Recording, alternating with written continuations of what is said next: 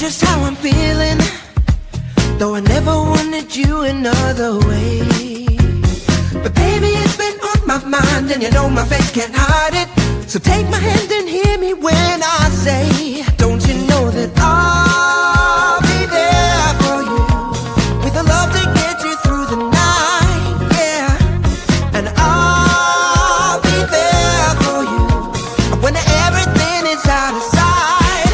You got it, baby. One more time, you got to get it right and work it right this life for you. And honey, if you die, then I'ma get you by. But come on, baby, die. Ladies and gentlemen, how you doing? It is almost New Year's. How about that? Turning the page on 2025, diving into 2026. Hopefully you're all doing well out there. This is an AMA, Ask Me Anything, Q&A, whatever you prefer. Got a few things lined up tonight, but I would certainly love to hear from you in the chat. Let me know what you got on your mind. It can be beer industry stuff. It can be, how about this? If you're in the chat, let me know what some of your successes were from 2025 and what you're working on for 2026. I'm going to dip into some of that stuff today. This is episode 84 of the Adam Makes Beer podcast. Appreciate you joining us.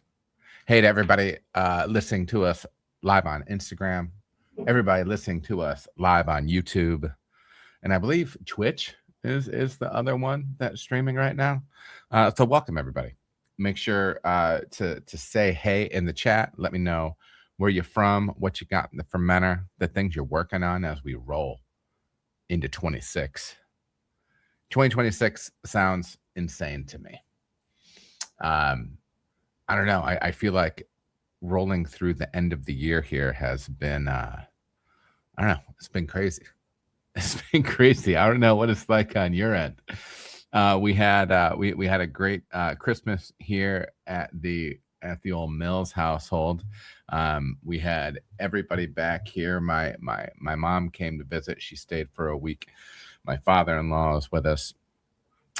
All my big kids that have moved out and are married or getting married came back. So we had a lot of souls on board here. A lot of good traditional food, the stuff that we've been making for years here. Yeah, and it's been beautiful. I got Ill-Gotten Grains. Was good watching on Instagram. My success came from watching the Adam Makes Beer YouTube channel and landing 2 gigs with my local breweries after retiring from 34 years in woodworking. Woodworking, man, that's fascinating. Isn't it funny whenever you talk to somebody else in a different trade, you're like, no, that's interesting. That's interesting, man. Well, I'm glad. I appreciate it, man. I appreciate the kind words, and I mean that's kind of the goal. One of the interesting things for those of you that might not know is I do 2 other podcasts with a dear friend of mine, Stuart, and we have a podcast called Waiting Since 57, and that's where we talk NFL football, Lions football, maybe a little bit of fantasy football. Really, really fun stuff there. And then we have another podcast called Small Town Guys, which is really just us, Stu and I, just kind of doing our thing. When we just got off the Lions pod last night and we were chatting afterwards, and something that we might be doing early in 2026 is he said, you interview all these people, but he said, what if I came on and interviewed you for one of the podcasts? And I thought that might sound like fun. You can drop me some feedback on that. The interesting thing is with Stu is he's known me for, I mean, gosh, since we were like maybe 7 or 8 years old. So, he's known me for 40 years. So it might be an interesting person to kind of lead the conversation on that stuff. So we might have something like that coming up. We got Ryan Maiden in the chat on Instagram. Good to see you in there, brother. Hopefully everything is going well for you. He said it's been a good year at 210 Brewing. If you remember, I've got a video with them out. You should go check it out. I had a blast out there with Ryan. We brought home an award for a Mexican lager, working on Munich Helles, and going to release a few seltzers this spring. Hope you have a great new year. Yeah, man. Yeah, that's awesome. I love to hear that. I had fun coming out there and working with you guys. It was a real blast. I'm happy and excited to hear the success that you're having out there. That's good stuff. That's good stuff. La Volcanica points out that I am the champion of the Adam Makes Beer Fantasy Football League. Listen, I didn't want to have this be a situation where I'm patting myself on the back. You know what I mean? But I guess I just literally did. I will say fantasy is my, it's like my one hobby now, because everything that I've enjoyed as a hobby, I've turned into some manner of a profession. So fantasy is kind of like that last real hobby thing for me. It was a lot of fun. To be honest, there is probably some better teams in the league than me, but the chips just kind of fell right. The funny thing is that the other league that I'm in with a bunch of buddies from college, I feel like my team was better. But I got bounced in the first round. You know how it goes. So yeah, but yeah, appreciate that. And yeah, so hat tip to everybody who was in the Adam Makes Beer Fantasy Football League. I don't do any fantasy stuff other than football. Everybody that is in the league this year will be re-invited next year. But if we have any people drop out, I'll definitely let you guys know. And if there's enough interest, I might even start a second league. So we'll see. But yeah, who else do we got in here? We've got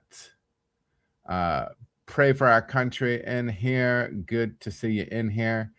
He has a question. I'll be getting to that once I jump into the questions. Let me just take a peek at it real quick. Yeah. Okay. Yeah, well, we can dig in on that, man. We'll check it out. But yeah, it's been good. It's been winter for feels like actual winter here in Cincinnati for the first time since we moved here. We got snow in early December. It's been bonkers and it's been cold. I mean, we had some single digits, some I don't know if I think we maybe touched negatives a couple of times in December, and that's just not like us. So yeah, it's yeah, man. I don't know. It's been an interesting winter that's rolling out here. But speaking of winter in Ohio, let's jump into a little Adam Makes Beer news.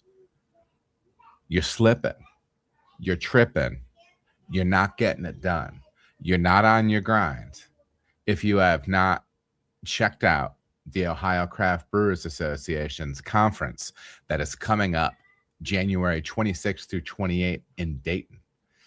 You want to see your boy? Come see me.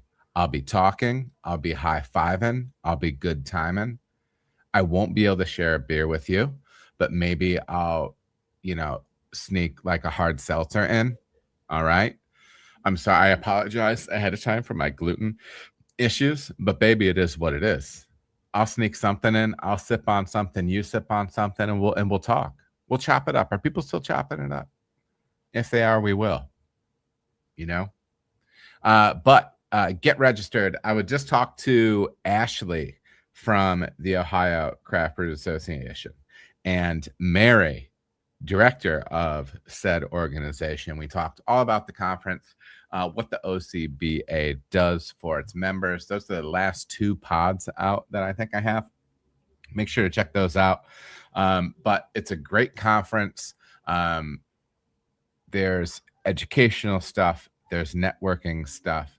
It is, and we've talked about it many times on this channel. It's an opportunity to build that base, to build that network, right? And I think it's such a vital thing when it comes to all that stuff. So speaking of which, I'm going to try to flex on the network here just a little bit. Moving into 2026, I am looking at trying to get back in to the brewery side of things. So I'm talking brewhouse work. So whether it be brewery work itself, management stuff, and or content stuff. And that would mean I need to be generally the Cincinnati area. If it's content stuff, I might be able to do that a little bit more remote. So if there's anybody out there that knows of anything, make sure to hit me up. And yeah, the Adam Makes Beer stuff is not going to be going anywhere. We're still going to be doing all the pods, still going to be doing the brew days, still going to be doing the interviews. Okay. But I am looking at getting the old boots wet again. You know what I mean? Speaking of getting the boots wet, I was just in beautiful Harrisburg, PA with my people over at 0 Day Brewing. If you're passing through Harrisburg and you want to have yourself a good time, swing over by 0 Day. Good people, good beer. I did 2 videos with them when I was out there. I did a brew day video primarily featuring Malik Stark, who just had an absolute blast with. Super fun guy. He is also a friend of the pod. You can check out his episode that we did on the industry pro side of things. So dig back and check that out. And Hannah Eisen also made an appearance on the brew day video that we did.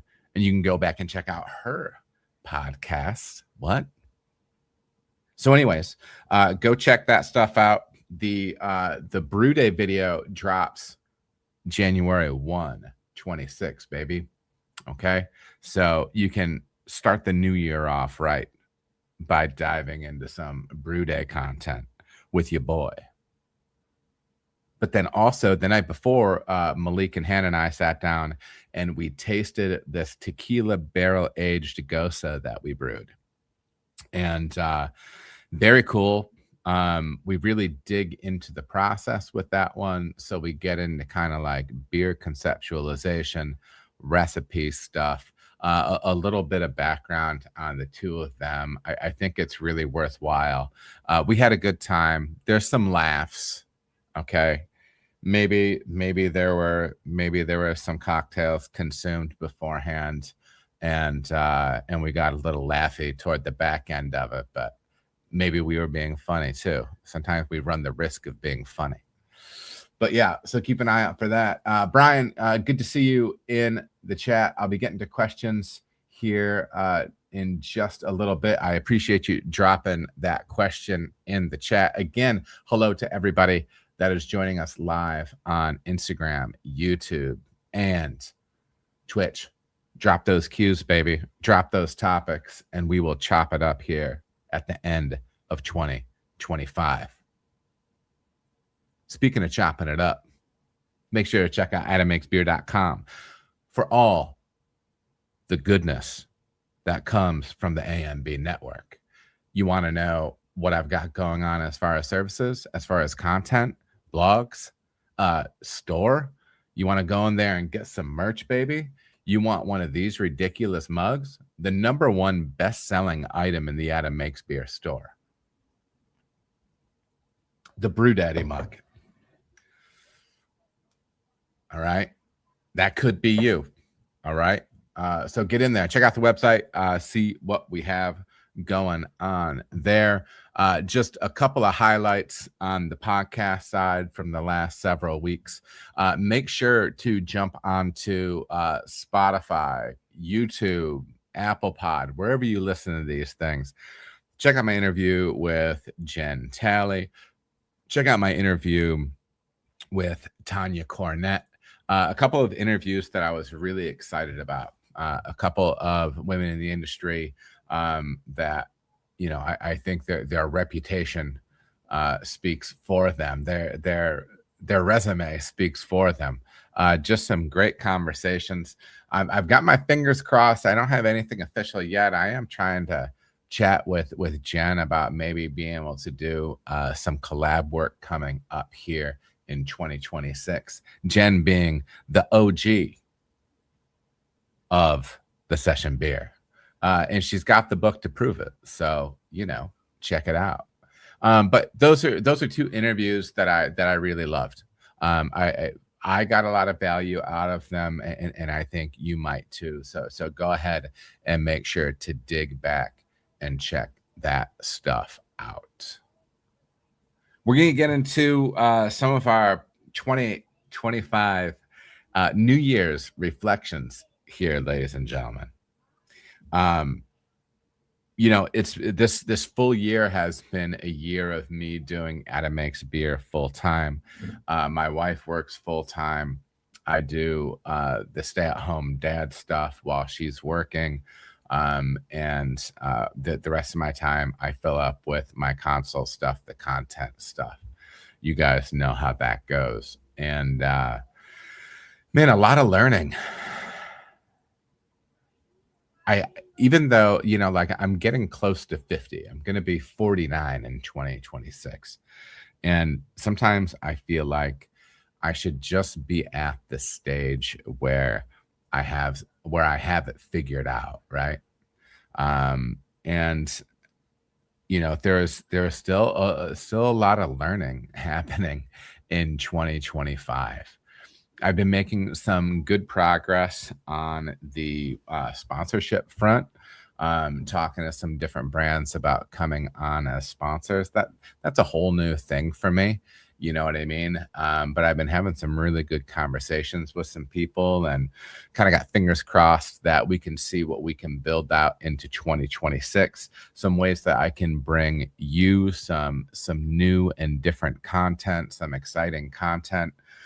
And then also help magnify some brands that will help me continue to do this. So hopefully in 2026, you might see some more tin tackers behind me. You might hear some more live reads and things like that. When that stuff happens, make sure to let those people know that you're appreciating the fact that they're helping me out. Just like right now with Blickman, we'll be talking about our beautiful friends at Blickman here shortly. Make sure to let those people know that you appreciate them supporting the work that I'm doing. This year has been kind of an evolution for the channel. I've been doing a monthly brew day. There used to be kind of a lot more brew day content when I first started doing the channel back in 2022, 2023. But I have gone to the weekly podcast. My Spotify numbers have really blown up. I got that. If you follow me on Instagram, the first reel that I have pinned to my profile has all my numbers and stuff like that. And that stuff felt good. It felt good to feel as if you're building something. It can be a little bit strange when you're doing the content thing online because you don't see faces, you don't talk to people about it. And so the feedback, and you can track views and stuff, but it's hard to understand the scope of what you're doing. And kind of being able to look into those numbers a little bit at the end of the year, I definitely feel as if what was kind of a win for what I have going on from a content standpoint. Rolling into the end of the year, I think I've got 9,200 people following me on Instagram, maybe 7,700 on YouTube. This was the year that Instagram took over YouTube for me. And I think they're both 2 really powerful platforms. But there's been some struggle with it too, because I'm somebody that I've left the house for 25 years and went and worked somewhere and then came home. That comes with its own challenges. I don't know if this resonates with you, but sometimes I struggle to appreciate the situation that I'm in at the moment. And I have some friends that help remind me of that. But it's gonna be interesting. I mentioned that I am looking at getting back in on the brewing side. Um, I think my wife's responsibilities are going to be a little bit different in 2026 as far as taking care of some family members, and so we're kind of seeing what that employment situation is going to look like for the two of us. It's always when life stuff happens and you have change. Um, it can be a spooky thing, and right now that's kind of something that I'm right in the middle of. And this isn't it's not like a pity session to talk about or anything like that, but I do think it's important to talk about the things that are going on, because a lot of people have struggles of their own going on, and maybe it can help somebody else maybe not feel alone through it. Or when I talk about like how I've been trying to deal, maybe that can help somebody sort through how they're trying to deal. For me personally, I've always felt like we've always been taken care of. My wife and I work hard, um, and both of us being people of faith, we've never been let down. We've never not been taken care of by God. And we're kind of in one of those situations again where I know there's a plan, but I don't know exactly what it is. And I feel like my brain knows that we're everything's going to work, but my inner brain, my animal brain, like down in the core, my brain stem or whatever, something down there is still making me feel stressed. But like I said, I try to keep my head up. I try to do things that I know are good for me, and it helps having my wife. One of the things that I was thinking about, and I've said before, kind of talking about when it's raising kids or whatever, because I used to say, I'll say, when it comes to raising kids, I used to think that you would get this block of marble, and then it was up to you to carve the statue out of, right, to form this child that you're raising. And then through fatherhood, I realized that you get a roughed-in statue already. It's already pretty well carved when you get a child, but maybe you can pick some of the sharpest corners and try to smooth those down a little bit, because I think life has its way of shaping you the rest of the way, right? And I was just thinking about what a blessing my having my wife is, because there's different ways when you use that analogy of rock, or marble being reshaped by something. When you think about that rock that's in the river that's being smoothed out, there's a lot of different ways that can happen. You know what I mean? You can have an earthquake that breaks rocks apart. You can have a glacier that's just grinding those rocks down, right? You can have rushing violent storms with water and tides that break things down. And in all honesty, for me, my wife she's that calm water that's always there, always moving around me, helping me find and believe in my better nature. And so yeah, I would say one of the biggest wins of 2025 was working from home, spending more time with her and the kids. And I think that's done probably more to change my heart in the last long time than really much else has as a parent. So anyways, that's kind of my big picture thing. So yeah, let's jump into our read for Blickman. Once again, welcome to everybody on Instagram, YouTube, and Twitch. Drop those questions in here, and we're going to be getting to them shortly. Starting a brewery is a big step.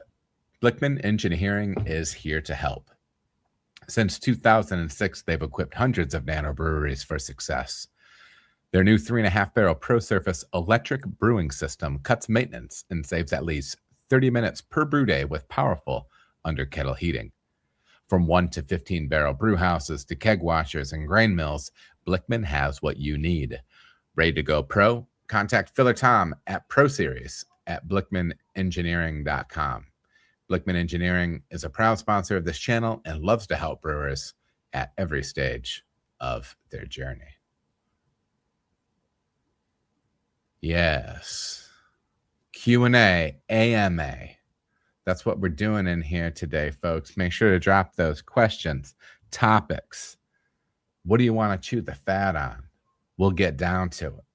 Okay. Let's jump over into the YouTube comments. Let me get a little sip of this coffee.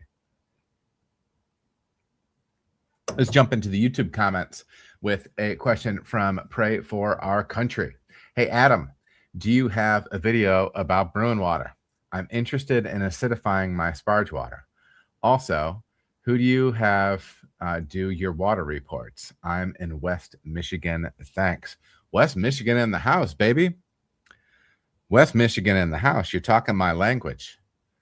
That makes me think about my days in the mitten. You know what I mean? What I would say is I would send those things off to Ward Labs. Ward Labs, and maybe there's other places that you can do that for too. You order their water test. They send you out a container. I would talk with them about how they want you to harvest the water from this. I'm not sure if one of the things that I've done with water test stuff is I've always pulled it off the hot liquor tank prior to mashing in. And I'll just take, the 180 degree F water off that hot liquor tank. It's been sitting overnight. It's the same water situation that I'm using every time, right? The reason that I let that water get heated is I've worked in a lot of places that have a lot of temporary hardness. And so I know that it's going to drop some hardness out in that HLT. So I figured that I would give it the water that I'm actually brewing with. That's my thought with it. But maybe having a conversation, if it's not Ward Labs, WARD Labs, if it's not them, it can be somebody similar, but they're going to give you a breakdown specifically for the brewing process, the ions and things that we track. So I've had good success with them back in the day, as in a few years ago. I think it was like $40. Maybe you have somebody closer to you. Once you have those numbers, you can punch that into brewing water. What I would recommend is PFOC. I would recommend that you jump on the Brewing Water YouTube page, or at least they have, or the guy. I'm forgetting his name, but he has a bunch of tutorials on how to use that. So I would check it out. Once you have your base water plugged into that, everything else kind of works for you. You'll input your grains, your volumes, your Lovabonds, EBC, whatever, and then you'll be able to piece that together. Obviously, your pH and everything. So yeah, that's kind of the way I would do that. I do this in a very, very simple way.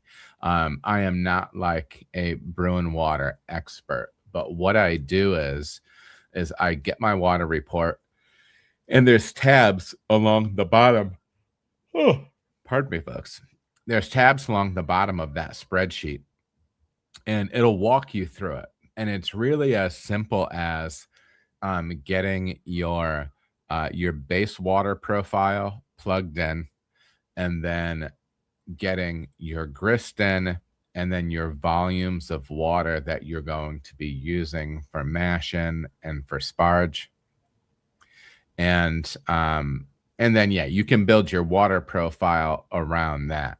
I always did a very simple approach, where with the way that my water was, really the only things that I was manipulating was the level of chloride, also, well, calcium, but chloride and sulfate, and then adjusting pH beyond that with either phosphoric or lactic acid. And then typically what I would do is I would be shooting for, and this is just really rough, it's not for every beer style, but I found personally it was easier for me to get beers clear at about 100 parts of calcium. And then a lot of times I've just leaned almost exclusively on calcium chloride to get there. But I would work some ratios, and I would kind of plug in some different ratios, maybe go 2-to-1 chloride to sulfate, but then get my calcium with those two up to 100 and kind of stop it there. If you're thinking about hazy and you're looking at pushing that beyond, because you're really looking to push your chloride, something that you can do is on the hot side, on the kettle side, you can look at some kosher salt additions. I would warn against using iodized salt. I don't want you throwing iodine into that into your work like that. But kosher salt can be a good fit to help prop up that chloride without stacking additional calcium on top of it. And that's all I ever did with brewing water. I am like the most like low level but just functional guy when it comes to that program. So yeah, that's a little bit of what I do in a nutshell there. But yeah, always making sure that my volumes of water for mash and sparge are correct. It will separate out.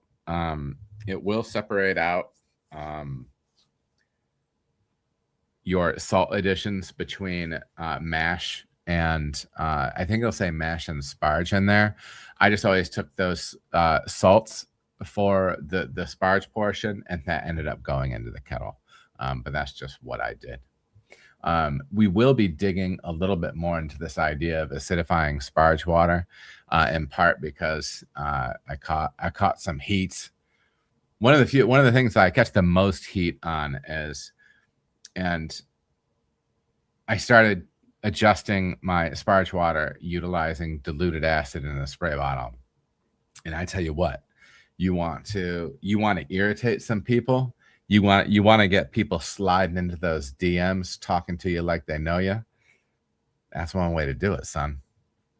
I'll tell you that right now.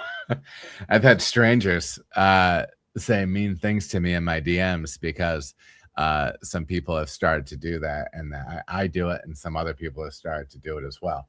But we'll actually be jumping into that here in just a moment. Let me mute it for a cough. But yeah, PFOC, I think that's the direction that I would go with it. Hope that makes sense. And yeah, that West Michigan water that you have up there, you're going to find it might be throwing some scale unless there's some, I don't know, if there's some different things going on the municipal level as far as that goes. So also, are you brewing on the pro side or the home side? Let me know. I'm interested.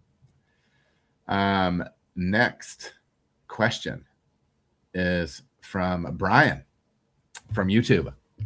Morning, Adam. Oh, Brian, where are you at, man? That this is signaling to me that we may be on an opposite side of the world. Always exciting. Whenever I get people on the opposite side of the world dropping those beer questions in here. But Brian asks, morning, Adam.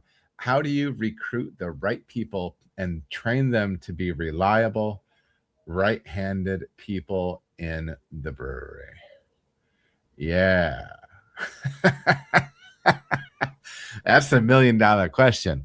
I tell you what, if I had the code cracked on that, I'd be like, it would be like me and Gary V, you know what I mean? Just like those inspirational business dudes. I'd just be shouting at people and I would have like an autograph signature that would come across on all my shorts. I'd be very fancy. I'd be wading in the money. But it's a good question. Well, the interviewing thing is funny because, I've dropped the ball so many different ways over the years in the interview process. One of the ways is I felt as if I came up with a really good list of interview questions, and then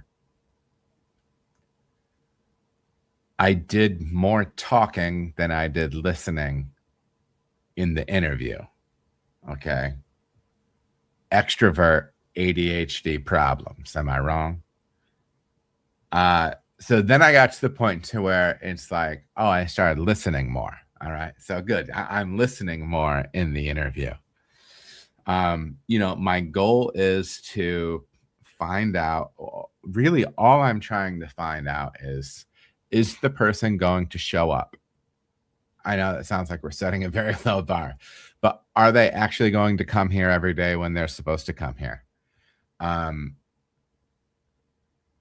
I try to give them an opportunity to explain to me how they've been depended upon in the past, how they handle coaching, and how they handle coworkers, right?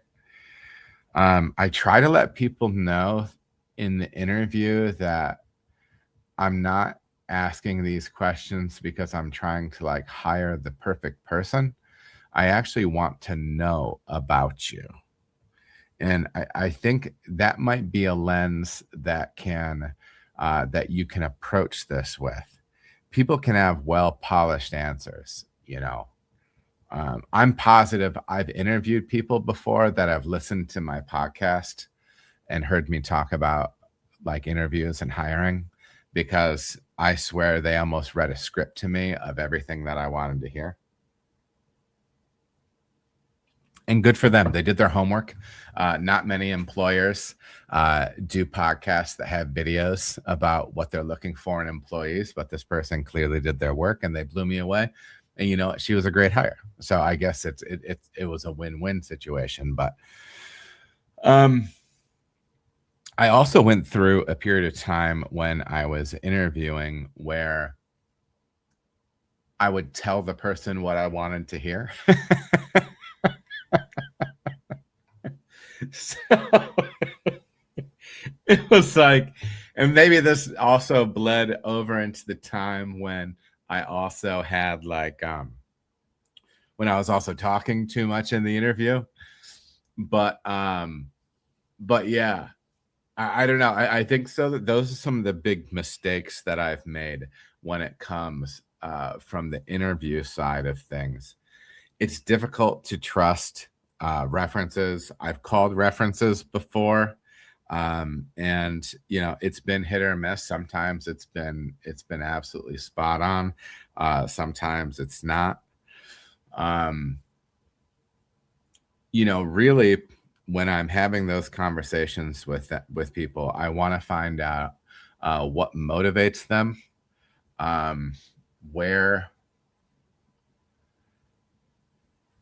how they need to be communicated with, because at the end of the day, I have to hire somebody. And so from a managerial standpoint, these are the things. It's like, I do want to hire somebody that I think is going to handle my leadership style the best. I'm always trying to grow as a leader, always trying to get better as a manager, all those things. But I want to work with people that I think are good fits for my management style. That's not saying that I'm trying to just find, yes men, or that's not what I'm saying. But, I want to make sure that like what I bring to the table is not going to drive somebody crazy, So those are some of the things that I'm trying to unearth. But it's also interesting because I'm not crazy about like the treat it like you own it kind of thing. I think the treat it like you own it mantra is, and this isn't everybody, but I think it's a way that I've been in work situations where it's a treat it like you own it situation. And what that means is they're trying to take advantage of the fact that you want to be successful and you want to grow and you want to get better. And then they can kind of put you in a position to where they'll allow you to overwork and do more than your job description. I'm not saying you should never not do that thing, but I am sensitive to pardon me. I am sensitive to being compensated for what you're bringing to the table. Okay. But you do want that person with a high level of accountability, right? Somebody that when they drop a gasket on the floor, you're getting ready to make a sanitary connection, and they drop a gasket on the floor, and then they look over at you to see if they're looking at you, to see if you're looking at them, to see if they have to walk over and get another one out of Sani and use that one, or if they can just pick up the one that was on the floor and spray it up and use it. In my house, I would just rather you grab something else out of the Sani and have that one that hit the floor go into the need to be cleaned bucket. So really what you're trying to do is you're trying to create a situation where you have somebody that you can trust, right? So figuring out if you can communicate with this person, how they like to be coached, how they like to be managed, if they can handle what is required of the job that you're doing. I think it's really important for you to be as explicit as possible, to figure out ways to talk about what's important to you, what that employee is going to have, what skills and traits that are important to you. But yeah, I say try to be open-ended, get them talking, and then ask questions off of that, riff off of that. If you watch my interviews with Jen Talley, with Tanya Cornett, I have like an outline of things that I want to talk to these brilliant women about, but I end up riffing off of it all the time. And I don't know if you can tell that as the listener, but they'll say something that catches my ear or captures my attention in particular, or sparks a thought in my mind. I take a note down and then I'm following up on that. I think that can be a really good way of, you have these questions, but be a really active listener. And when things spark in your mind, you don't have to stick rigidly to that script, right? Ask follow-ups off that and try to dig deeper with people. But that is the eternal question, Brian. I hope that helps. Throw a follow-up in here if what I'm saying doesn't make sense, and we have time that I'll still get back to it. I'd love to know where you're listening from. But anyways, I really appreciate you tuning in, and yeah, hope that helped.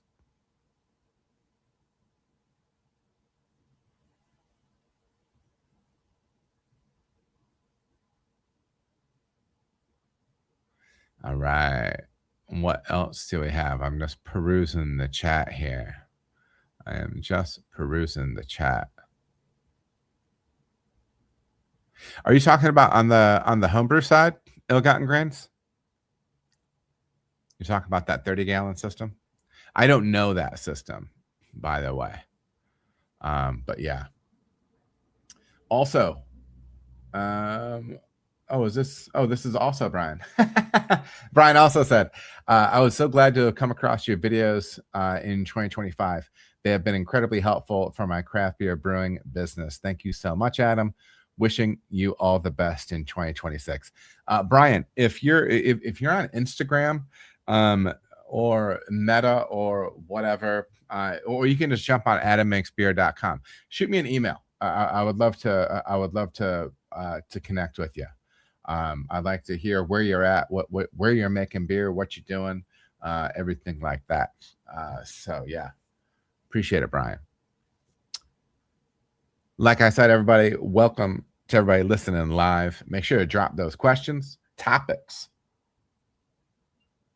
Ladies and gentlemen, it's the end of 2025, almost 2026. What were your wins? What went well? How'd you grow? Drop them in there. What are you looking forward to in 2026? Next question comes from Orkin on YouTube. Hi, Adam. I have 8, roughly, they're like 5.3 barrel pressurized Unitanks, but unfortunately, none of them has a dry hop port. Is it possible to open, as in to cut in a 2 or 3 inch hop port into one of my tanks, into the lid? ChatGPT says it's possible with the pro welder. Yes, you would want a professional welder to do that job. And yes, you can have something cut in like that. But yeah, so you can. My concern is during the fermentation, pressure gets higher, especially on New England IPA, where the higher gravity, you can get, it can really get ripping in there. Is there any danger of dry hopping at that stage? Yeah, Orkin, thank you, if I'm pronouncing that correctly. Thank you for the question. And so when we're talking about dry hopping, and we have another question coming up a little bit later related to dry hopping as well. So make sure to keep listening as we dig in on this stuff. But yeah, you can have a port put into the top of your tank. I would say a 2 inch port is going to be tough. At the very least, you're probably going to want a 3 inch port. Typically, what I will do is, it sounds like you're talking about dry hopping while there's some amount of active fermentation going on. I have taken part in that process many times. I'm not saying it's necessarily my preferred or not, but a late stage dry hop where there's still active fermentation. One, you can be looking at dry hopping that, and with the added nucleation points, having like a gusher, a hot volcano, a beer volcano shooting out of the top of your fermenter. You want to be very, very careful of that. But yes, you would need a port in order to do that. These are 5.5 barrel tanks, so my next suggestion may not necessarily apply. Potentially, this could be done with a yeast brink, but at the size that you're talking about, maybe some of the QA tools that I would like to have may not be in place to do this, not safely, but preferably.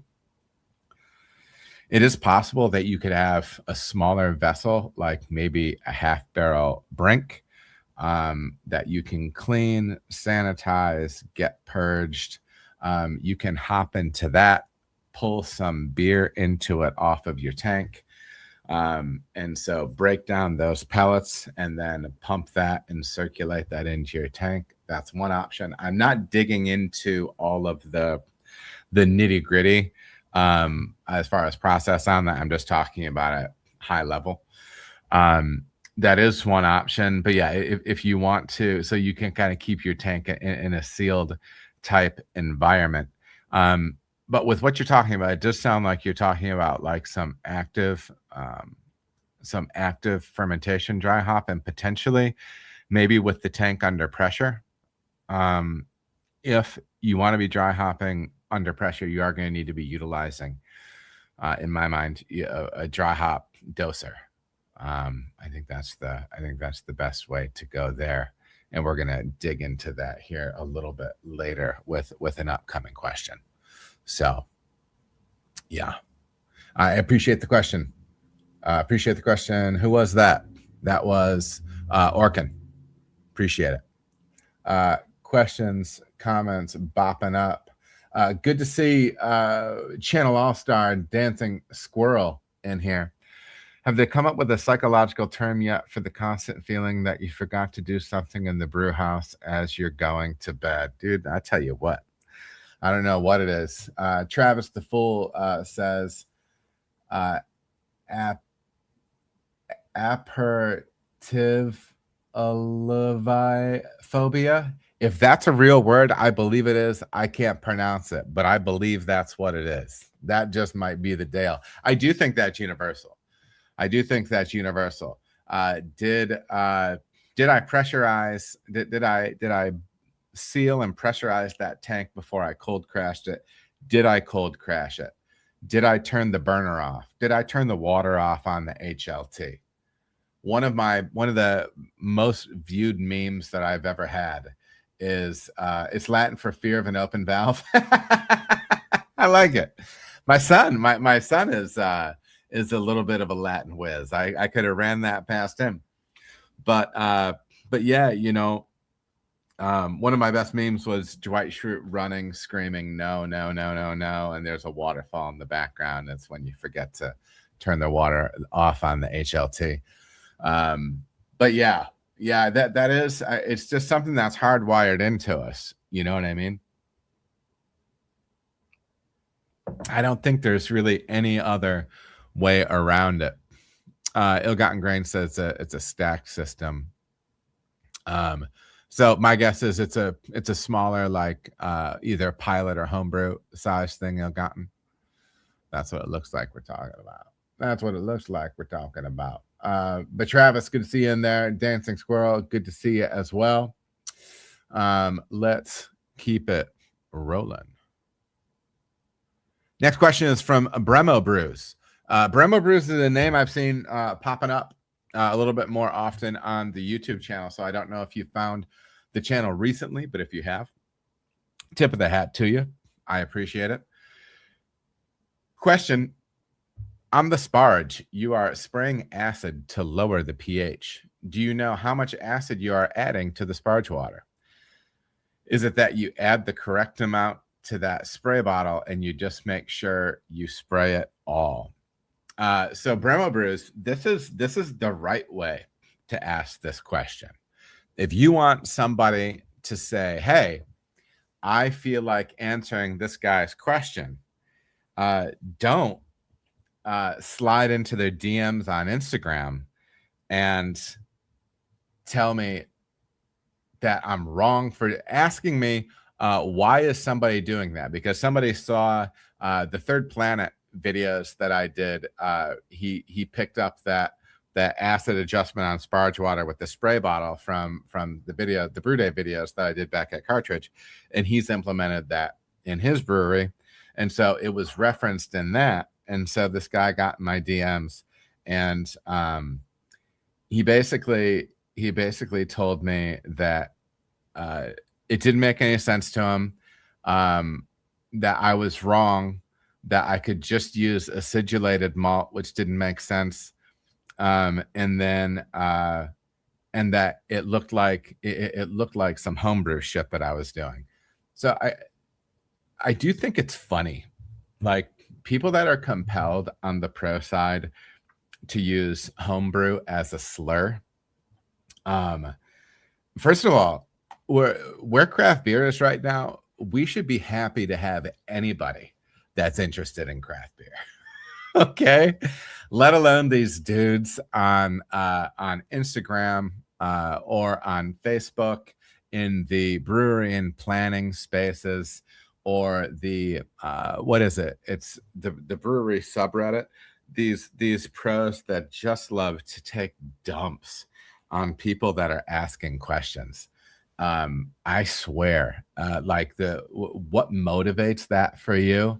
Like, how unhappy are you if you're going out of your way to just dump on somebody that used to be in your shoes? It's literally somebody that used to be you, and then you're making fun of them when you. So this whole thing of saying something looks like a homebrew thing, in my mind, in some cases, if it is kind of like a homebrew approach, I think it speaks to finding a way to get something done. Okay. I've worked on a lot of systems where you just got to get it done. You have to figure out a way. Something's not quite right. You don't have all the right equipment, so you make it work, right? In as safe and sanitary of a way as you can. But yeah, some people have had some question about this spray bottle thing. So here's, I'll lay this out for you, the situation where this makes sense, and how it might be able to help you. first of all, depending on what your water is like, I believe, especially in more gently flavored beers, that one of the things that you could do on the hot side to substantially improve your beer is to control the pH of your sparge water. This is not everything. I encourage you to go back and check out my interview with John Palmer, where we discussed this. The Godfather, John Palmer. Check that out. But the idea is oftentimes I will adjust my sparge water down to 5.5, certainly under 6, in order to prevent the extraction of tannin during that sparge. This guy said to me, why don't you just adjust your pH in the kettle when you're at kettle full? That's not the point. I want the pH of the sparge water itself, the water that is rinsing that grain, to be at 5.5-ish. Okay. What I have found, even through blind tests, other people tasting the beer, it has made a marked difference in especially the lighter beers that I'm making. They're smoother and they have less of a grainy, astringent finish. I was going to say in the finish, but you get my point. And then they'll say, how come you just don't adjust the entire HLT? That HLT that I was working with did not have a convenient way for me to dose, circulate to get that acid homogeneous and be able to test that in a reasonable way during my brew day. I didn't have a spare pump. The pump would be used for other things on CIP side that we would have going on the cellar. There was really no great way to recirculate the HLT and dose it in that situation. So I handle it with this spray bottle method that I developed. Originally, the spray bottle method was me taking my acid and getting a little plunger and like drawing a little acid out and kind of shooting it along the surface of the mash tun. And that was ridiculous. And then maybe I made it more ridiculous by saying, okay, for instance, I have 10 barrels of water that I'm going to sparge this beer with. What is the total amount of either phosphoric or lactic acid that I need to drop that 10 barrels of sparge water down to 5.5? And then I would have the 10 barrels, and then I would have, actually I was using gallons. So say I had 200 gallons of, the metric people are going to hate this, but so I had 200 gallons of sparge water, and then the spray bottle I had 25 ounces marked on it, and it was 5 ounces at a time. So there was 5 markings. And so I would just divide up my total volume of sparge water, because I really think you should be using a flow meter and knowing how much sparge water is going into your mash tun. You don't need to be throwing a bunch of extra water in there.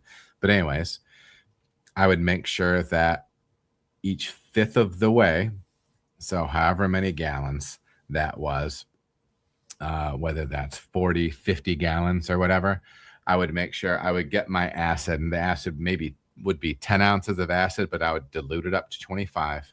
And I would make sure over the course of each one of those, each fifth of the sparge water, I would be taking 5 ounces out of that bottle and spraying it along the surface of that mash bed. Okay, because there's standing water on it. You can say that that is imperfect. It is imperfect. However, I've seen concrete improvement on light lager with reduction in tannin with that. That's why I'm doing it. That's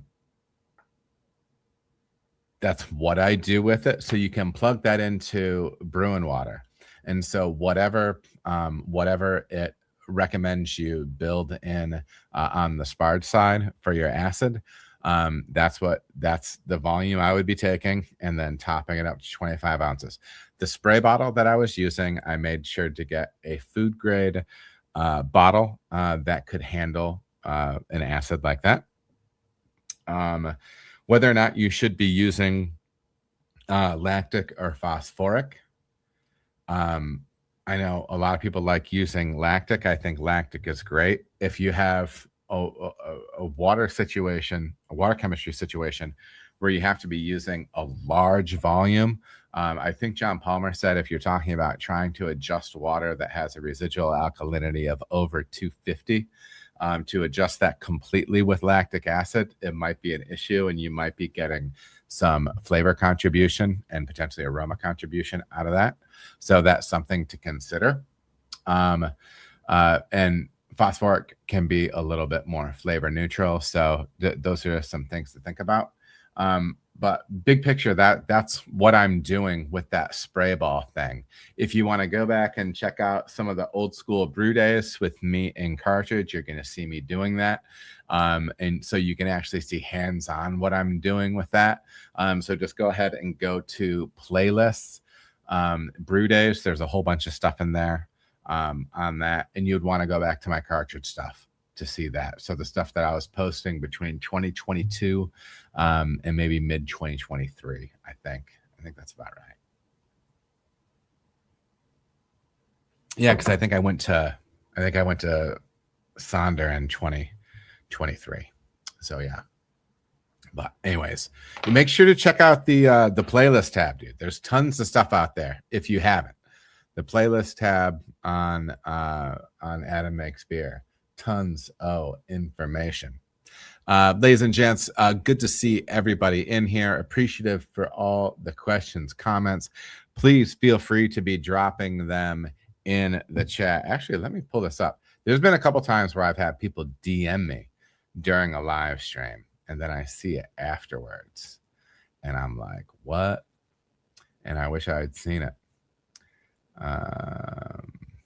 Okay, cool. By the way, Instagram just changed its format, and it's been messing me up. So yeah, it's been messing up your boy. Anyway, drop those questions in the comments. Appreciate it. Next question. Bremo, that was for you, dude. Good to see you, man. Next question is from Terry on Instagram. Scary Terry. Can you explain to me your practices for cleaning your heat exchanger?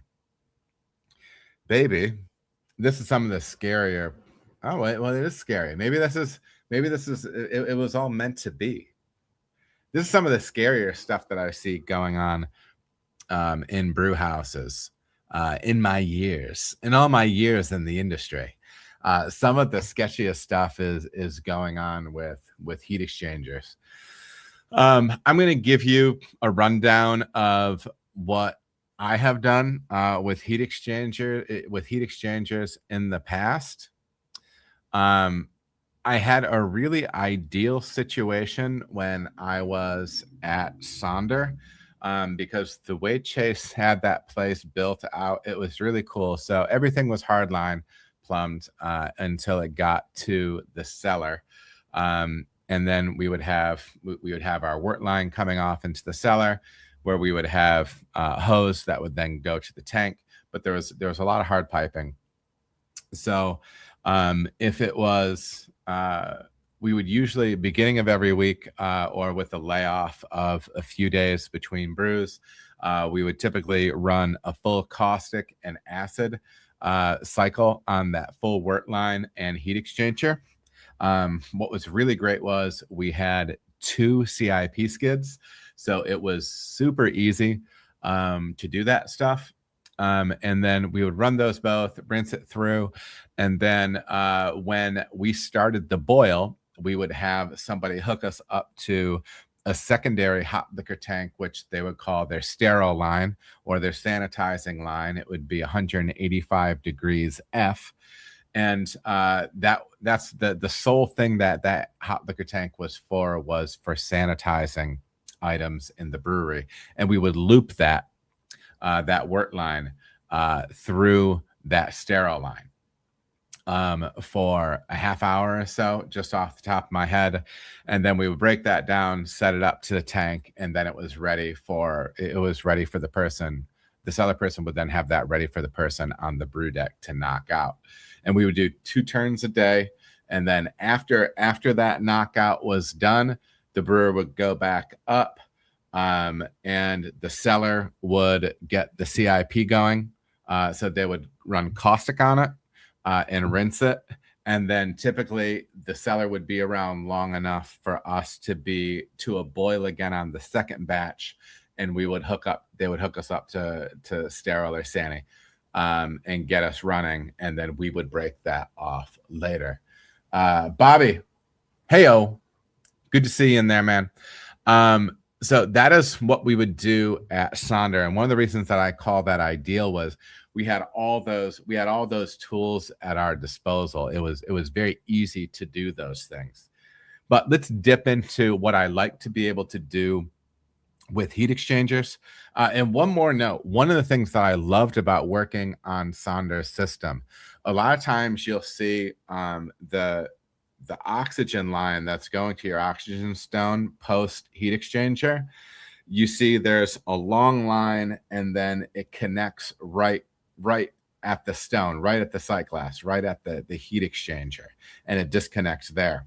One of the things I loved about what they did was it was actually clamped in right there, and then that line ran over to the O2 tank, and they had it was a 2 triclover connection. So it's a short little triclover hanging off the bottom of the gas tank or the flow meter regulator on the O2 tank, and that one we could just scrub up real quick and then spray with ISO or alcohol, because that's what we use. We used high proof alcohol, and then we'd be able to make our connection there. But so the cool thing is when we were running our CIP, we had a little valve that we could actually flow those chemicals and the hot sanitizing water all the way through that O2 line. So it was really nice, because I think that's a missing area, hidden area, is getting flow through your carb stone with chemical and sanitizer, whether that be chemical or heat. Okay, so it's a few notes on that. But getting back to specifically the heat exchanger itself, in tutorials, I have a full video on what I would do at cartridge, and I'll give you kind of a breakdown on that. We would knock out the kettle. We would get all the wort out going to the fermenter. The first thing I would do is I would close the kettle, so I could just dump that separately, depending on whatever your setup is like.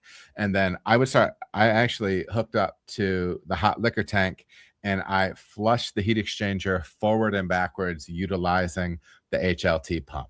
Okay, so I'm getting a lot of water blasted through there going forward and backward. If you're saying, Adam, why forward and backward? If you do forward and backward, you won't have to ask me why, because you're going to see that you're going to get soil out of there when you rinse forward and backward. And I also used HLT water because I had the availability of it. It was right there. And also, I'm not cooling down my heat exchanger a whole bunch because I do want to be able to maintain the temperature for my CIP run on it. So rinse forward and backwards. I would get my kettle sprayed out as I was doing all that, get all my solids out of that. The configuration brew house that I had to use my kettle as my chemical holding vessel. So I would actually run caustic through the spray ball and then through the heat exchanger. That's how I had to do that. I didn't have a separate vessel to keep warm caustic or hot caustic going through it. So I would run my caustic at the appropriate time, concentration, flow rate, temperature, all the pillars of CIP for the appropriate amount of time. And then honestly, I would run it forward and backward. I would re-rig it and then run it the opposite direction. and 20 minutes each direction, because that's what fit my spec and the stuff that I talked about with my chemical supplier. And then I rinsed it. My chemical supplier said I could rinse with ambient water, with groundwater. So that's what I would do. I would rinse that, drop it to the drain, because I didn't have a CIP skid. And then I would rinse all the other portions, the kettle and everything else, right? And then I would leave that, and I would leave it closed up. I just don't leave that open. And then I would move on to a heat sanitize for that wort line when I was using it next. Okay. A few notes on this. You really want to have a good flow rate going through this. This is a great opportunity just to get some regular cold water into a system and tie your flow meter into it and see if you're hitting your liters per second, feet per second, meters per second, whatever it is. But dig into that a little bit on the flow rate that you need to have for the size piping that you're going through. Check out the CIP book from the Master Brewers Association, written by a genius named Wrench. But yeah, get in there and clean that thing out. And, you know, heat exchangers are something that do need to be broken down from time to time. I don't like leaving them packed with chemical. That's what I do. I have not had issue with that, and it seems to be in line with the information that I have from the Master Brewers Association. And yeah, so that's kind of that. I hope that makes sense, Terry. And yeah, that's my process on heat exchanger.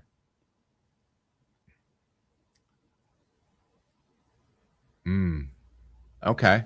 Some stuff coming in from Instagram.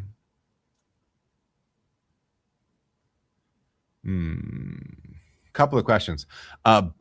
Brewer, if you could pick your dream brewery job, what would it be?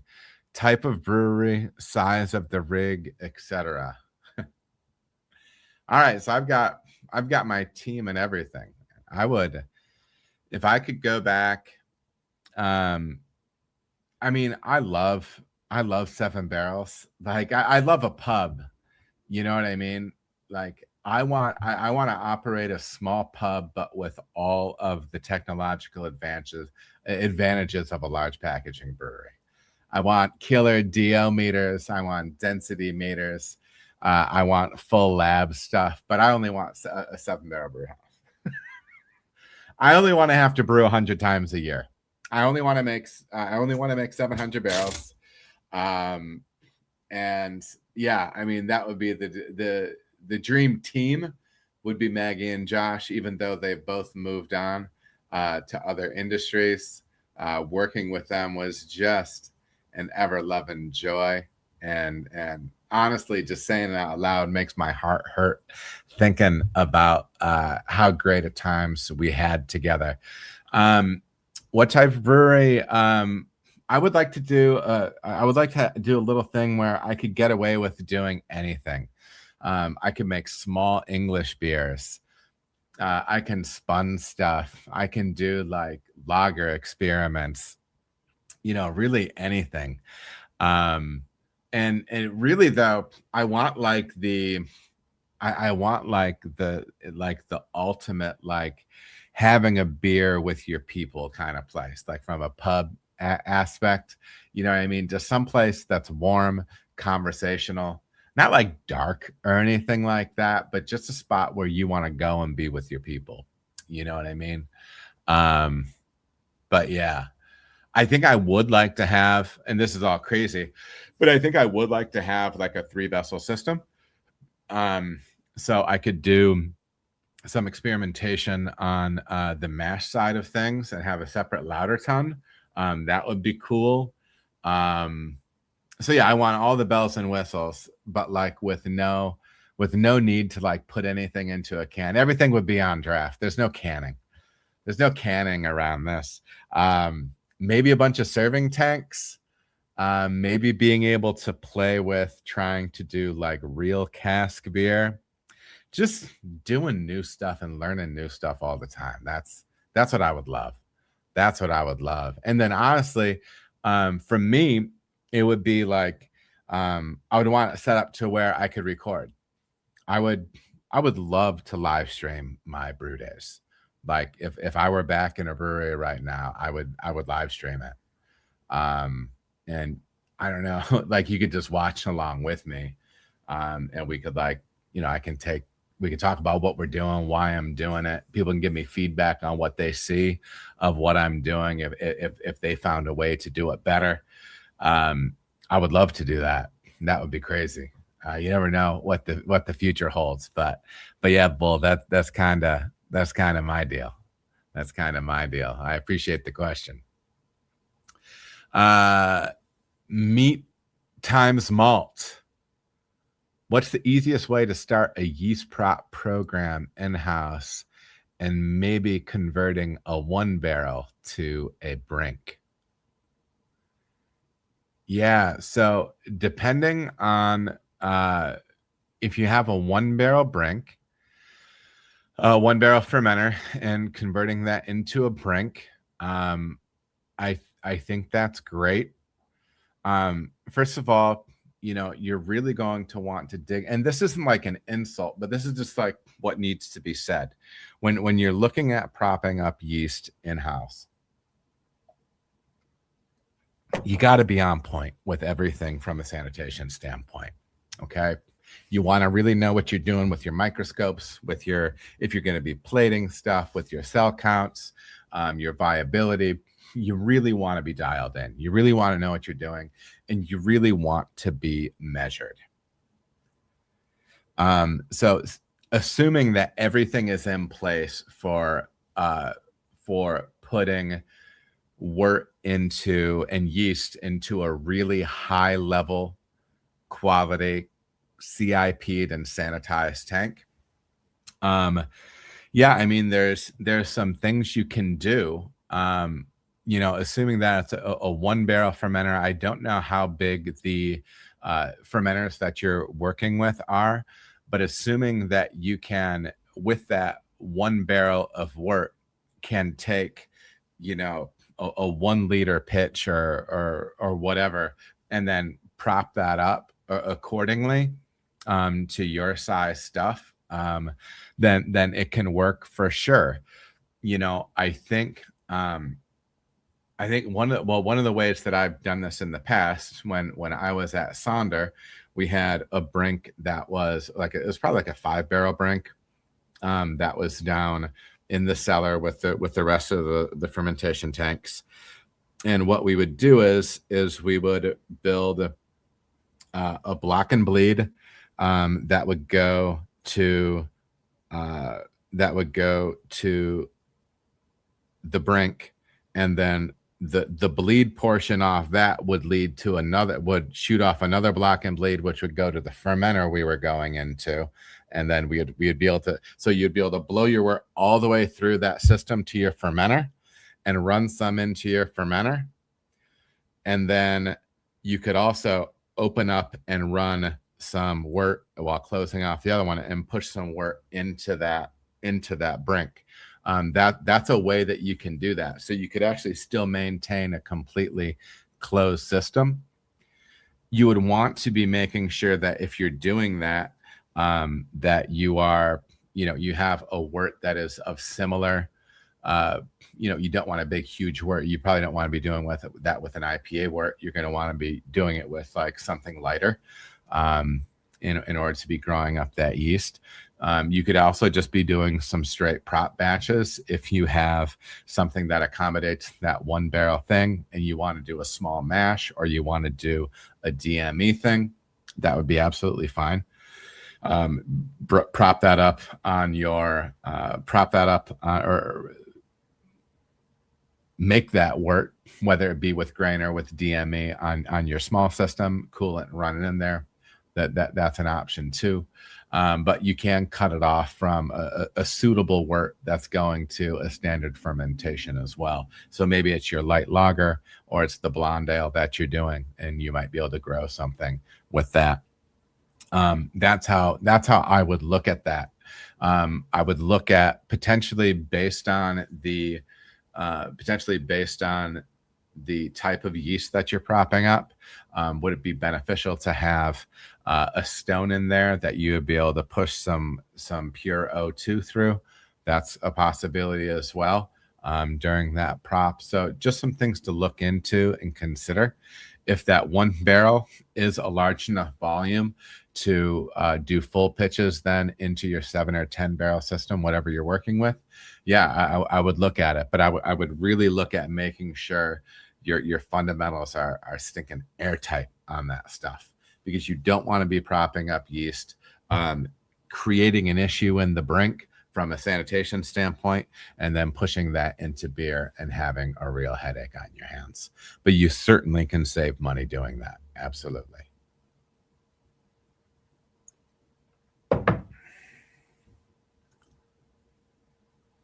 Appreciate the question.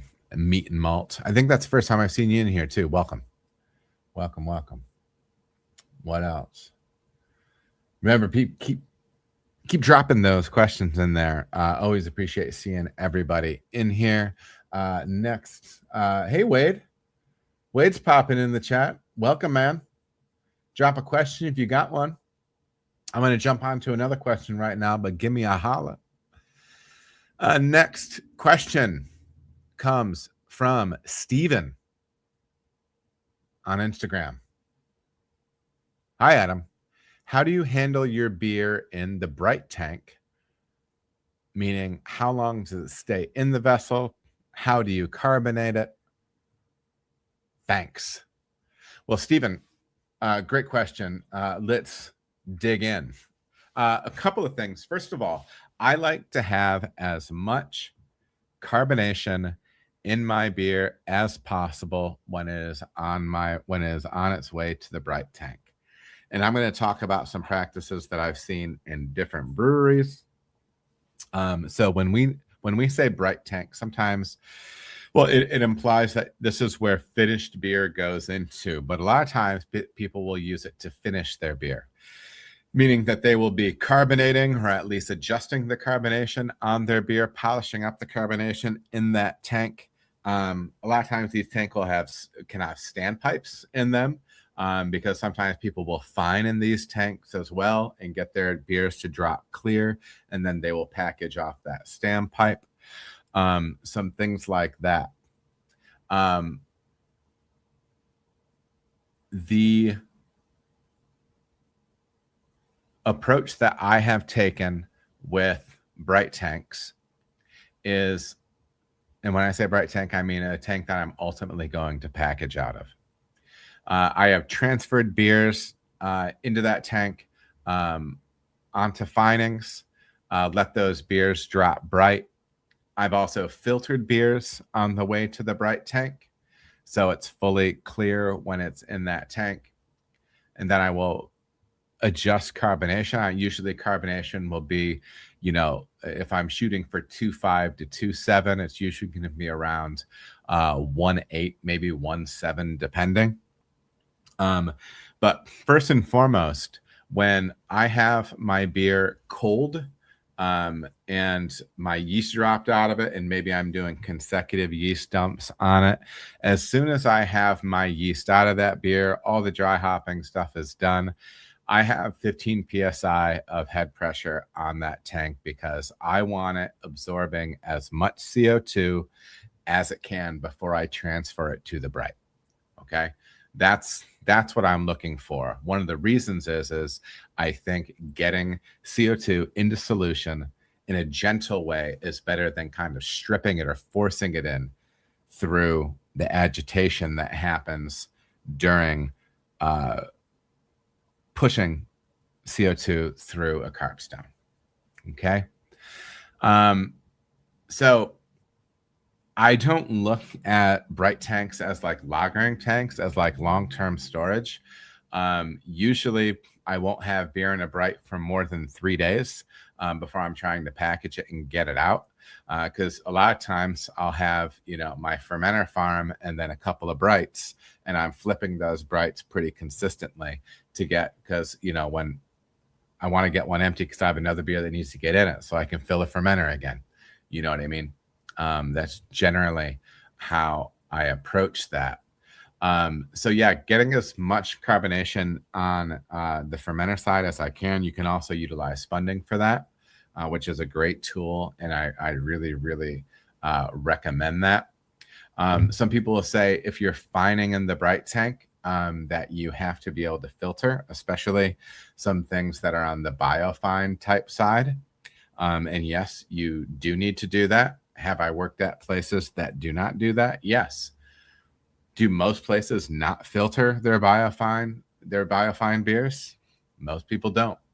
All right. Fun facts. I mean, maybe you do, but most places that I've seen that use biofine do not filter those beers afterwards, even though they recommend that you do. So there's always that. There's always that.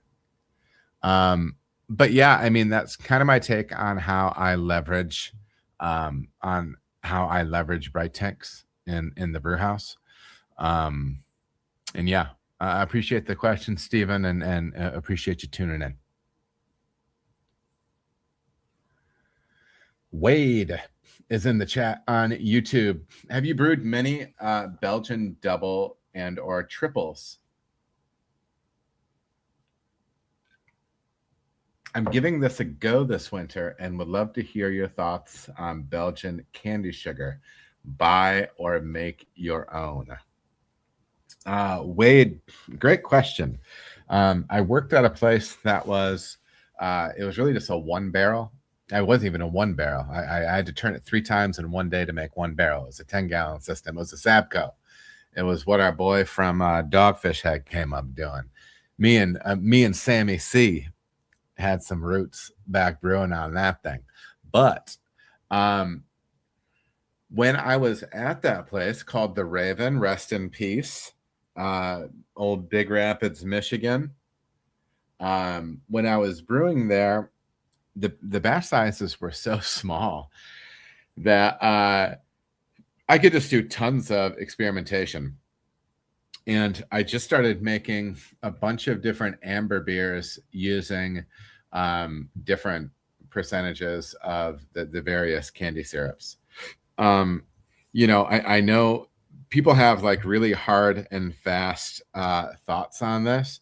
I think those candy syrups are great. I mean, if you taste them, if you smell them, they have great aromatics. I personally would like to look at adding those things like late in the whirlpool if you can. So you still get those things pasteurized from a temperature standpoint, but maybe you're limiting the amount of aromatics that you're going to be flashing off at those higher temperatures. Something that I would do, and this might sound crazy, I say go grab yourself a light lager. You're gonna hate me, but a light lager, and then take like a half a can or like like 100 mils, and then take some of those candy syrups and dilute them in that. And so like, just think about you're taking a cocktail and you're hitting those base beers with different volumes of those candy syrups. You're going to be able to see the color difference that it makes. And you might be able to put, and you'll also be able to pull some of the aromatic and flavor differences that you're going to see. And that might give you an interesting metric on specifically what ones you like and which ones you don't. Just from a practicality standpoint, you may need to dilute those syrups with a little bit of the light lager to make it pourable and more easily to pour it in and get it well mixed. But I would do that. I would experiment with the different syrups and dosing that into different beers and seeing what you get out of that. It's not going to be the exact same thing, but I think it can be instructive. You won't have the background or the foundation of the Belgian yeast profile that's going to prop up those other Belgian candy syrup elements. But I think it'll be instructive for you. I know some people go between some of the hard sugar, between the syrups, and everybody kind of swears by their own thing. I'll say this about the style, double in particular. Double was one of the first styles that really, pardon me. Doubles was one of the first styles that really stole my heart as a craft beer, a new craft beer lover. I just absolutely loved those things, man. And I just think they're so approachable. They're warming. They're food friendly. Man, I just love those. I just love those things. Me personally, I've never been like the adventurous make your own ingredient guy at home. Like I wasn't the guy that's like smoking his own malt or, doing this, that, or the other thing. I like to have known quantities that I'm dealing with on the raw material side, because then I think it's measurable and repeatable. And that's something that I'm always chasing. But that's just how my brain works as a brewer. If you are more you have more of like that artistic approach to it, where you're like, listen, I want to go ahead and make the sugar, and it might be a little bit different next year when I bring this back as a seasonal, but that's fine. Like if that's you, that's cool. I always like to have known inputs, and so I like to buy something from places where I know I'm getting a repeatable product. But that's how I would approach it. I've always been partial to the syrups. Like I said, when I was at the place making really small batch stuff, I did some fun stuff there, and by just making a whole bunch of amber beers with different volumes and different syrups, I learned some stuff off of it. So it might not be a very satisfying answer, but I would dose those things up. I would dose them up in a light lager and see what you get out of that. That's just my take. And maybe do some digging on some commercial examples that certain products are used in, and then that you might be able to use that for a reference too. So yeah. Wade, I appreciate the question, man. Also, just so you know, I have two versions of myself here. Yeah. Yeah, man. Wade says, I have access to a lot of interesting sugars here in Montreal, good quality maple syrups, local honey. So I'm looking forward to experimenting, as you say. Yeah, build it up like that, man. I'm glad that you don't mind like the approach, but I do think like kind of doing like a bench testing thing like that. There's a lot of things that you can do prior to the brew day to give yourself some input on what you might be getting on the other side. So yeah. Love to hear it. And let me know if you end up finding something that you like and there was something that was helpful from it. Please make sure to drop a comment or something and keep me updated on how that goes. Just so you know, everybody, the easiest way to interact with me is on Instagram. If you have like business type questions, content questions, marketing questions, consult questions, go to adammakesbeer.com and go to the contact page, and you can shoot me an email through there. But like brewing questions, stuff like that, drop me DMs. I usually only get in my DMs about once a month, so I don't lose too much of my human time a month. I go through once a month and I get stuff for these shows and whatnot. But anyways, drop me lines on Instagram. That's a good way to stay in touch. Wade, good to see you in here, man. Let's see here. Appreciate it. Their meat and malt. I think we got one more question here, folks, and that is unless oh no, I've got a couple questions left. So you still have some time to drop questions in the chat, in your respective chat on whatever platform you're listening through. So make sure to do that. And yes, next question is from Stephen. Oh no, I already did that question from Steven. I have Cardigan Man on Facebook. Good old Cardigan Man. I've never had the nerve to pull off a cardigan. I feel as if I would just like look like an unconvincing professor. You know what I mean? Cardigan Man on Facebook. Can you discuss the concept of a unitank and advantages that it has over a bright tank? We're getting onto the cold side of things, ladies and gentlemen, the kind of the packaging type side of things, where we're talking about being able to finish a beer in a tank. So I've had this question a lot, and a lot of times it's a question that people ask that where they're specifically trying to deal with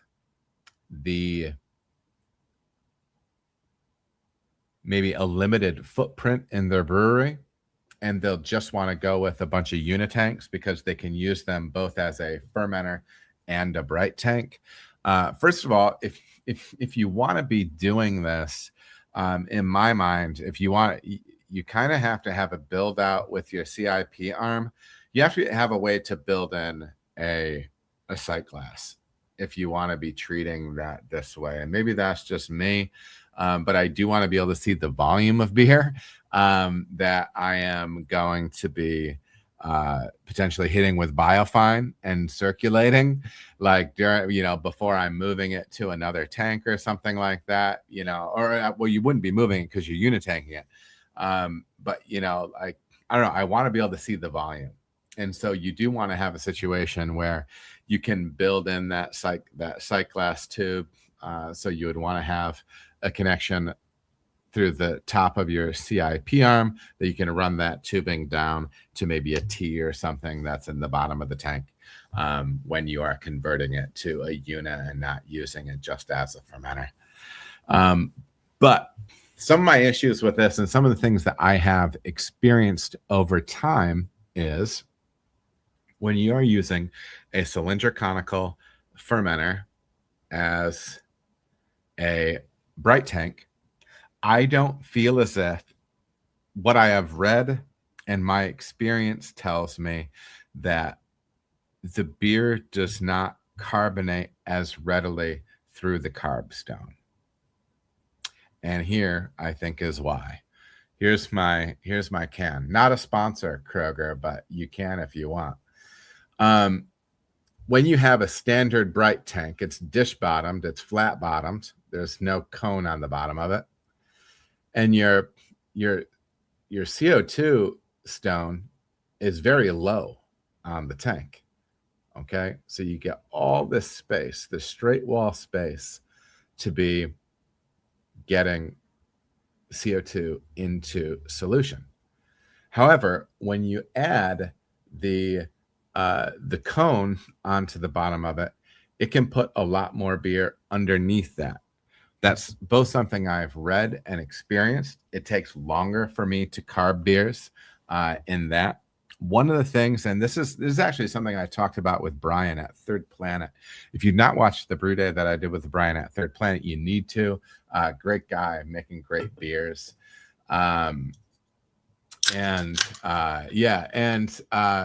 Beer Goat in the chat. Also, Unitanks were originally designed to conduct fermentation and maturation in one tank for lager beers. Absolutely. And I think a lot of times what people are trying to run now is just use the tank interchangeably. So that's one thing that I know and have experienced is on the carbonation side. I've been less efficient with getting gas into solution with those beers. I also feel as if it can be challenging to fully remove your yeast and other solids from those tanks. Okay. I've been at places where they'll get biofine into a tank, blast in, they'll drop the tank bottom, and then they'll circulate biofine through it, and then they'll drop that off the bottom. But there's still parts that are packed with yeast. Your carb stone that you have in there is covered in yeast. And I don't know, and maybe it's just a personal preference thing. If I have to unitank something, or use a cylinder conical as a bright, I will.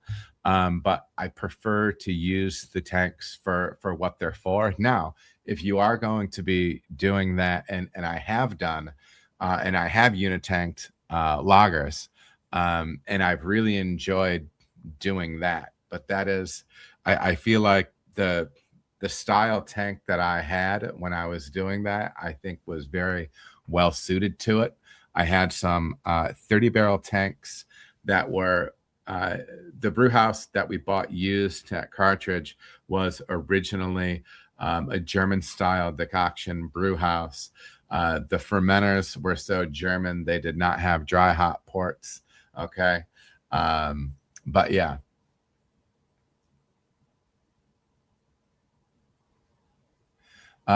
Beer Goat follows up, and I believe this is former previous podcast guest on here with Beer Goat. It can be hard to know with things, but I think this might be a former interviewee on here. In my opinion, I do not think it is good practice to use a unitank as a bright tank. High risk of blending in all the harsh bitter stuff and yeast, etc. Best to remove this in the unitank and rack to a bright. Yeah, absolutely. We're on the same page. We're on the same page. Those tanks, you just have room for stuff to hang out and slide down your tank. Yeah, it can be hard to effectively get that stuff out. But yeah, I have unitanks some stuff on the lager side, but these tanks were really much more built for it, and I was able to do it with a fair amount of success. But yeah, I see why somebody would want to, because it can give you some flexibility. I just prefer to do it the other way if I can. So yeah. All right. What else? Did I have anything else to add on that? Yeah, I think that's really it. I do have one more question that came in previously from a listener. So if you have any other questions, make sure to drop them in here quick. Questions, thoughts, what you're hoping for 2026. I do hope, and genuinely, and this is, I still have another question or whatever, but I know it's been a rough year for a lot of people. It's a little bit of selection bias probably, but when I'm on LinkedIn, man, there's a lot of people with a lot of experience. There's some people with crazy resumes right now that are out there looking for work that have fallen victim to cutbacks. I fell victim to cutbacks, and I'm still working through it. Right. Thankfully, I have the stuff that I'm doing here as a bit of a safety net, and I've been able to work on growing that, and it's been a tremendous blessing. But it's hard out there. It's hard times. So I encourage you to reflect, not ruminate on what 2025 may have brought from a struggle standpoint. Don't be afraid to say, is it time to do something else? Don't fear that, because there's nothing wrong with exploring that. And then make the decision. Is this something that you want to keep grinding on? Do you want to keep rolling with it? And if you do, if you go through all that, whether it's through a journal, conversations with your spouse, with good friends, pick it back up and keep rolling, baby. You know what I mean? There's something special about what we do. Sometimes it is time to hang it up and go in a different direction, but sometimes it's time to persevere as well. So anyways, last question I have pre-listed. If you want anything else, drop it in here as we go. Sip of water, and we're in the home stretch, baby. Next question comes from Ronza on Facebook. What is your preferred technique for dry hopping? So it's a broad question. Thank you, Ronza. we're going to talk about a few different ways of doing this, what I like, what I don't like. And yeah, my least favorite way to dry hop is just to be getting in there raw, blowing the cap off the top of the fermenter and dumping hops in there. That drives me crazy. It's the only way that I've had a hop geyser. It always freaks me out. I've been on ladders when I shouldn't have been doing that stuff. But yeah, I don't just like popping the cap and dumping hops in there. I don't like doing that. If you do have to, I would suggest trying to be as prepared as possible to get the hops in an expedient fashion so you can get it capped back up again. And yeah, if you have two arms, if you have a vent and a CIP arm, I do like to have gas going into the headspace and then coming out of the port that I am dry hopping through. I feel like that creates a positive pressure environment where I have CO2 coming out of the tank. That just makes me feel better. I've not run a DO sample on this, but that makes me feel better when I'm just dumping through a top port to give me some gas coming through there, coming out of the tank. Please be mindful of that thing rising and wanting to shoot out. But that's like the old school kind of quick and dirty way of doing it, where you have like no other tools at your disposal. My preferred way for most people that are watching this, that are kind of on the pub side, smaller side, or even like smaller packaging side, I really like the hop dosers. A lot of them come in sizes they're pressurizable, purgeable, and they can fit 11-pound bags, 22-pound bags in them. So you can put a 4 or 6 inch valve on top of your tank. You can cap that where you're ready to dry hop, pull your cap off, hit it with your Sani, put your clean and sanitized doser onto that, strap that on, get your dry hop into it, get your lid on it, clamp that up, purge it, pressurize it, and then dump it in, drop it, and then rinse and repeat. I prefer to do that because I'm not opening up the tank to the atmosphere necessarily. It's a purged environment where I'm dropping those hops in. And I really feel as if it's the safest way for the brewer to do it. Also, it's probably one of the better ways for the beer to be dry hot from an oxygen standpoint and everything like that. Okay. So that's my preferred thing. I also know that people will use secondary vessels. So like sometimes like larger brink type objects or containers, or I suppose you could use something smaller like a half barrel one, but that might be more difficult. But if you have a vessel that you can clean appropriately, sanitize, purge, so you could get hops in there, purge it, get beer in there, circulate that with your pump, and then potentially push that back in through the beer and circulate it like that. That's another way too. Those are the primary ways that I like to explore that. But again, especially when you're dealing on the cold side, people, fermentation has already begun happening. You're past the stage where you're really going to want to be introducing oxygen to this. So you want to be rock solid on your sanitation as always, but also mindful of not introducing oxygen. And because I'm not just comfortable saying, oh, well, there's still some fermentation left, that's definitely going to get scrubbed. I don't know that. I'll just say I don't believe it. And maybe that's my paranoia, and I could be wrong, but I would rather be wrong being overly paranoid about avoiding oxidation on the cold side than not. That's just me, baby. That's just me. And you know, a lot of times, you know, I don't know. That's just my thing. That's where I'd rather be with it. All right.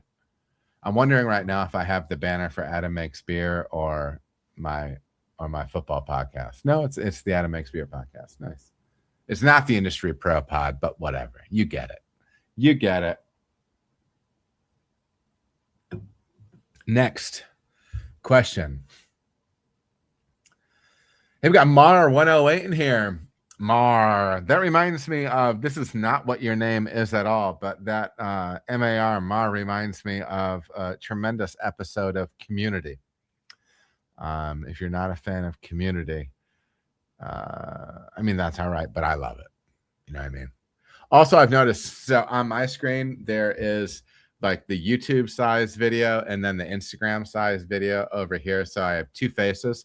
One of them, this one is real time. The YouTube one is real time. The Instagram one lags behind a few seconds. And so I can see myself. I have people complain about how much I move when I sit here in the seat. I can't help it. I've had people be mean to me and like they insult me. I can't help it. This is what I do. But Mar, good to see you in here. Drop that question and I'll answer it to the best of my abilities. In the meantime, I'll talk about Wade's question. How do you feel AI is impacting the industry? I know from a home brewer, it's helped speed up the learning curve. Just curious whether from a commercial perspective, it's costing jobs or impacting creativity. I think, you know, most of the labor on our side of things, on the small brewer side of things, is going to stick around. It's kind of part and parcel of what we do. If you're working in a pub, I don't see AI eating up that labor. I do see leveraging AI as a way of maybe being able to, depending on how good of a program you're leveraging, being able to reduce hours spent with your accountant, with your marketing. Yeah, I mean, I know some people have some pretty strong opinions in the industry about AI stuff, but from a marketing standpoint, I see more and more AI stuff all the time. Posters or, you know, things that are event stuff that people post on Instagram, more and more stuff all the time is AI. And I wonder, things like this make me wonder about marketing, like marketing firms. Like, is it getting cheaper to like work with them? Because I know it takes less of their people. I know they're cutting back people and it takes less hours. You know what I mean? But anyways, I can see some stuff on that side. You know, if, you know, one thing that I thought was interesting. So when I was working at Sonder, you know, we would spend, there was probably 8 to 10 hours a week that was spent in labor on doing tank checks. I know there's sensor technologies right now that you can have in your tank that also leverage AI that will track all of those metrics, the density, the pH, the DO, you know, the gravity, you know, whatever, all that stuff. And then it will predict when that tank is going to turn, when that tank will be done. And it can help you actually schedule out things and find inefficiencies in your tank residency time. I think that stuff can play a real role going forward. And that would, you know, being able to leverage something like that would definitely take care of 8 hours of labor a week at a place like Sonder. You know what I mean? From a creative standpoint, I don't think so. And also, and just like with anything, I'm not one of these, you know, AI is the devil guys. But also be careful with what you're taking to be gospel when you are taking information from AI, because I know the models are improving all the time. But I found some stuff, you know, I know some stuff that is fed me that's just flat out wrong. So it's learning as well.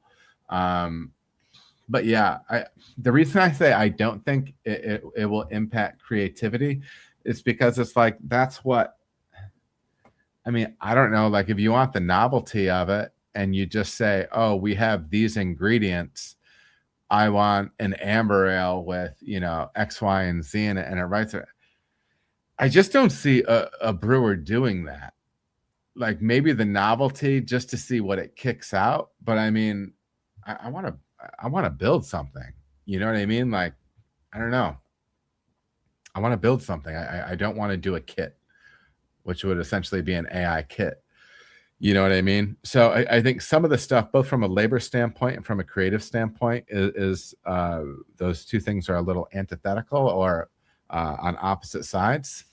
So yeah, that would be my guess. But I do see it impacting some things on the marketing side for sure, potentially on the accounting side. Yeah. And in other ways, I see it more in that area, because the hands-on labor is just so much of what actually happens in a small brewery. I think it's difficult. It's difficult to get away from that. Yeah, Mar, welcome. Mar has the classic end of year, and I'm glad you mentioned this because I forgot to put it in my notes. What do you think is the upcoming trend for beers in 2026? So a couple things. I'm going to use this as an opportunity to step out. First of all, Mar, thank you for the question. I'm going to use this to kind of step out and look at the industry stuff as a whole.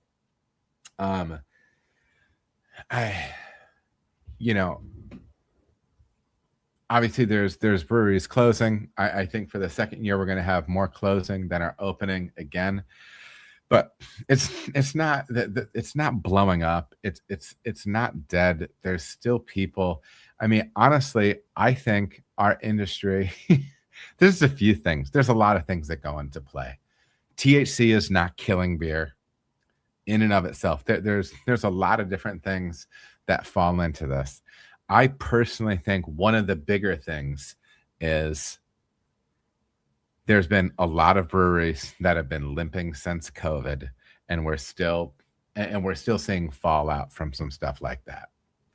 People are not spending as much money out. This is a restaurant thing. Restaurants are closing too. People are not spending money out. It's not that young people don't drink anymore or young people are health conscious. It isn't that. Like we might be talking about some small slivers. What I think it comes down to is for a long time, all we had to do as craft breweries was have an address and be open, and people would show up. Those days are gone. Those days are gone. The idea of just saying, "Oh, we're gonna have a great beer." You've heard me say it before, but great beer is not a business plan. The super majority of your customers don't know the difference between good and great beer. So if you don't have an actual real business plan, if you don't actually have an understanding that you're running a hospitality business, that you have to have a space that people want to be in, that you have to have staff that make people want to come in and be served by them, right? Like that's the hospitality end of it is such a huge deal. Location is still a huge deal. And this might not be the case in every place. Maybe your area is a place where you can still pop one in and it'll kind of make the area around it grow up again. Everybody is in different phases with this. But we're just not in these crazy days where you just do anything, raise the $2 million, have no experience, and you blow up. Those days are more than likely over. Okay.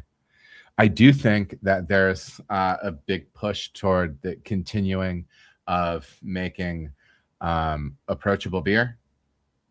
Obviously, with all the light lager stuff, the seltzer stuff, the low flavor, familiar flavor beverages that are available right now. Me being like the, not being able to, with the gluten issues that I have, I'm very familiar with things on the gluten-free side. So whether it be the hard seltzers, the RTDs, that stuff's all over the place. But I think approachable is where it's at. I think you're going to continue to see that stuff. I think that I think where success lies in 2026 is convincing people that they want to be in your space drinking your beer. It might be an ego hit to say that maybe it's not your beer that gets them there, or maybe it's not your beer that keeps them coming back. You can always be aiming for great beer, and we always should be. But we need to have reasons for people to walk into our place. All right? You can't be everything to everybody. You need to be community builders. I don't know. Yeah. And there's going to be more people that fall off. The beer's not going away. It's not going away. It's my general take, because the headlines can be so fraught. Alki on Instagram. Hi, greetings from Chile, my man. Always looking up for new advices from the U.S. To the Chilean industry. Yeah, absolutely, man. That's just we're just talking through things here today. But yeah, man. I tell you what, I'm just gonna kind of put a bow on it right now. I'm gonna have new pods coming up this month. Please do make sure to check out the Ohio conference if you could at all make that. I think it'll be worth your while. I'm going to be speaking there. I'm going to be giving a talk on recipe development. I'm going to be hanging out and attending as well. If you are going, please make sure to say hi. I don't always remember when you're just connected on Instagram. I don't always remember names or user handles or whatever well, but I'm always happy to talk to you. So please say hi if you see me out there. I'm also, fingers crossed, going to be out at CBC. So all that good stuff as well. I'm going to have a lot of stuff coming up in 2026, man. It's going to be interesting. We're going to see, we're going to keep growing this thing. So much of that is dependent on your feedback and letting me know how I can help facilitate those educational opportunities for all of you. But all that said, please make sure to show some love to my lovely sponsor, Blickman Engineering. Let them know that you appreciate them sponsoring me, and throw some business their way when you can. We're rolling through the holiday season here. It's going to be New Year soon. Take some time to be grateful, to be appreciative, to give praise. Love your people, be good to your people. And yeah, thank you so much for being along with me on this journey at the end of another year. So anyways, I will catch you next time. Cheers.